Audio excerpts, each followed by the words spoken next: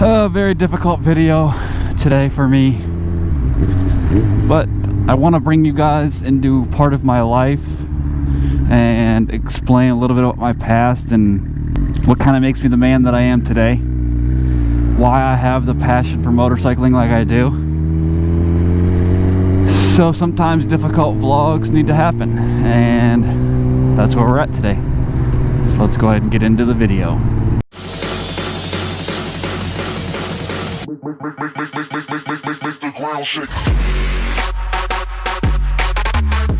First and foremost, some of you that have followed the channel for a little while, you may or may not already know this, but I do have quite a few new subscribers. I think within the last 2 months I've basically doubled the size of my channel because I've really started to focus on making sure I upload regularly, you know, try to improve my content. Spent quite a bit of money on gear as far as upgrading things like getting a new camera, getting new, you know, gimbals, adding the DSLR, you know, a lot of addition to increase the overall quality of my content and entertainment. As you guys can see on my reservoir sock there, it says DLC, regret nothing.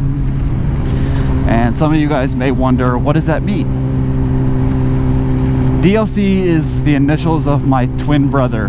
His name was Daniel Lee Clouser. On July 12th, 2012, he was unfortunately killed in a motorcycle accident. He was, to give the full story, which I will include some articles here for you guys to read and overdub as I continue to talk. He was trying to lane split, and for those who don't know what lane splitting is, it's when you ride the line in between lanes, like on a highway, the yellow or the white dashed lines. He was trying to ride that line in between two semi-trucks. He unfortunately made a mistake, I believe, and somehow went down. He was then proceeded to get run over by one of the semi-trailers. He didn't die on the scene. He was rushed to Akron General Hospital, where he went into intensive care. They were able to stabilize him, get him into surgery, where he later died in surgery.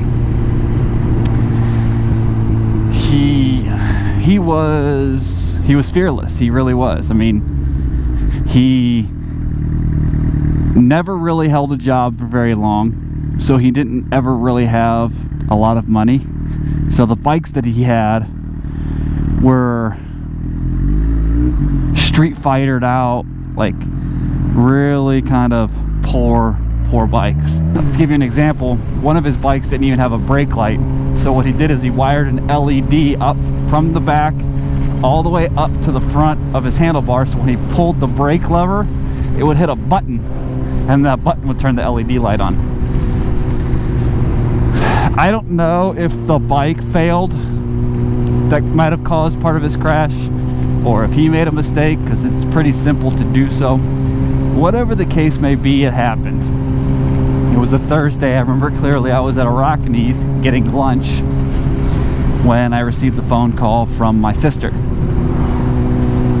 She made the call. As soon as I picked up the phone, she's like, Dan's been involved in a motorcycle accident. You need to get down to the hospital. They don't think he's gonna make it. Now, my sister can be fairly over dramatic at times, and so I didn't take what she said necessarily to truth. I mean, he could have wrecked his motorcycle and broke his leg and she thought he would have died, you know?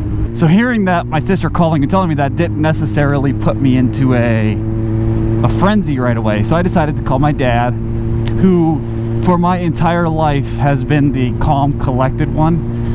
You know, I never saw him get emotional. You know, he was pretty much a straightforward guy. I knew I would get a straight answer from him. I called him up. As soon as he answers the phone, he's crying, and that's what I knew something was wrong. That's when I knew it was serious. And I called him, and he's like, hey. And I'm like, you all right? He's like, no. I was like, Dan's been involved in an accident. And he's like, yeah, it's not looking good. You need to get down here as soon as possible. And he's in tears, you know. And my dad is the one who got me into motorcycling. He used to drag race when we were kids.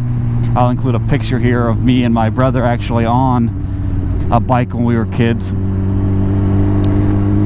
one of his drag bikes, and he would take us to the track and a drag race strip and drag race when we were growing up. And that kind of what's the initial influence to me, I think, when it comes to riding a motorcycle.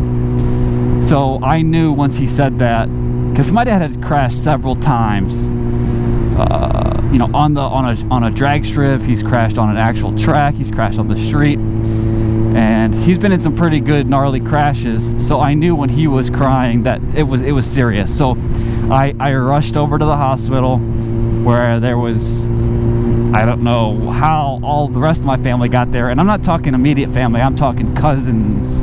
I'm talking aunts, uncles. They were already there, and I was like, man, how the hell did they get here so fast? Because I wasn't all that far, or from the hospital, excuse me. And I get there, and you know, everyone's crying, hysterical, and I go to, nobody can give me any direct answers. Everyone's kind of hysterical, and I'm still maintaining my calmness here because I just want to know what's going on. So I go and speak with the doctor, and you know, they're explaining to me what's going on, what had happened. You know, it's because I'm just trying to get direct answers. So I finally get all the answers I need. I go back and I'm trying to console my family. You know, hey, he's okay. It's gonna be all right. You know, you got to have hope. Don't give up on him now.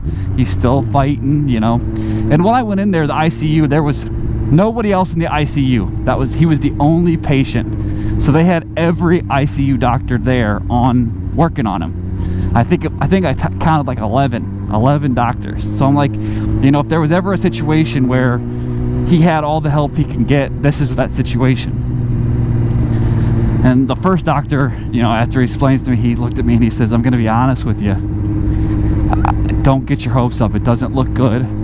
He said, but the only thing I can say that you got going for him is he is a fighter, because there are plenty of people in this world that would have gone through the same thing he went through and wouldn't have made it near as far as he had fighting. I'm like, okay, you know, it's good to hear. At least his body's strong enough to endure what's going on. Now, when he went down, his heart stopped when he crashed initially. But by the grace of God, at that situation, there was a nurse or doctor who was literally right behind him right when it happened. He saw it happen, so he was able to get to my brother within 15 seconds of him crashing, and was able to somehow resuscitate him back, get his heart going again, so he could make it to the hospital.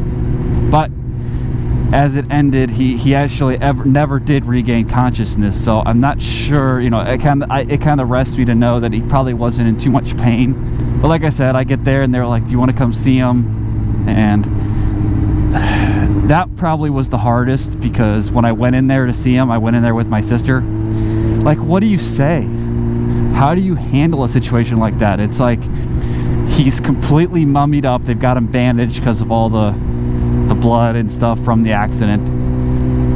He's swelled up because of the things that's going on, you know, he's bruised, he's black, he's bloodied. It's just not a way you want to remember your brother. And the last thing was like, they were like, they said he can hear you. I went in there and I was immediately like stage frighted because of the sight that I saw. Like I kind of froze up. Like, what do I say? You don't want to tell him goodbye, because if he can legitimately hear you, you don't want him to think you're giving up on him, because you're not. So you want to go in there and you want to encourage him. So that's kind of what I did. I was like, you know, keep fighting, Dan. We're here if you need anything. You know, utilize, you know, and you try to do the whole use my strength, I'll give you my strength, keep fighting, don't give up. He had a severed artery in his arm, so up at his shoulder area. So they were gonna sever the arm, completely amputate the arm, try to cut the blood loss off from his arm. That was the most serious of his injuries. Then they had said that the semi-tractor trailer had run over through his mid region, so they weren't quite sure at the extent of those injuries. He had some organ issues in his stomach area. They weren't sure if he was having internal bleeding, because it was such a severe situation in his arm that they were trying to get that stabilized before they could really focus on anything else. And ultimately what I think the ending cause was, they were able to sever his arm, stop the bleeding, it's kind of like a hose. You know, you got the end of the hose, and if water's just pouring out of the end of that hose, you're not going to notice a big problem. Like his main problem was the end of the hose. It was just you know, they were just leaking blood out at the end of the hose. So once they were able to pinch the end of the hose and get it stopped, then all the other holes inside the tubing starts to spray water because it's got to go somewhere. And I think that's kind of ultimately, in my opinion, that's what happened. That happened on July 12th. And I know it's kind of hard to say, but I just kind of wanted to bring you guys into a part of that day of my life. It's probably the worst day of my life, I would say. So July 12th, when this video is coming out, is actually going to be the day of his anniversary. And that happened in 2012, so it has been 4 years ago. But that's why I ride today, I think, is because I kind of carry on his memory. But it is a difficult day for me because of the situation. And he was my twin brother. It's hard to explain the kind of bond you have when you're a twin. And I don't want to make this a somber video. I wanted to bring you guys, because I don't hold sadness for it. I remember the good things that he provided, so you guys kind of understand why I have that reservoir cover, why I ride in his memory. But anyway, guys, I appreciate you guys supporting the channel. Welcome to all my new subscribers.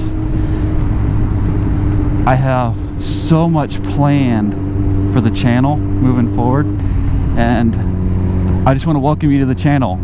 And hopefully, as we continue to grow, you guys can appreciate my content. If you guys have any sort of constructive criticism, I'm more than able to take constructive criticism. Feel free to put it out there. And as always, guys, ride safe. Like I said, I as much as anybody understands the full weight of how dangerous riding a motorcycle is. Keep that rubber side down. Keep riding safe. And until the next video, guys, we'll catch you later. Bye. I know you're up there watching, bud. Keep me safe.